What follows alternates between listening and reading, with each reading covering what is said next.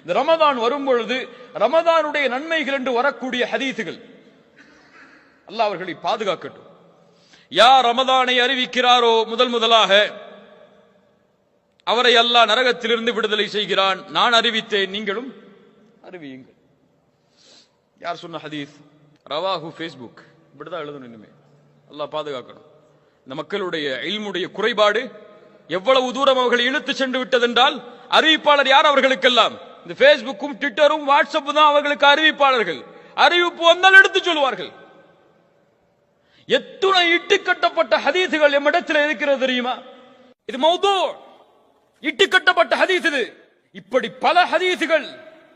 ரமதான் என்று சொல்லாதீர்கள், ஷஹ்ரு ரமதான் என்று சொல்லுங்க. தஈஃபான ஹதீஸ், அது பலகீனத்திலும் பலகீனமான ஹதீஸ். இப்படி இல்முடைய குறைபாடு எம்மிடத்தில் இருக்கும் காரணத்தால் சர்வ சாதாரணமாக அல்லாஹ்வுடைய தூதருடைய வார்த்தைகளால் பொய்யான செய்தி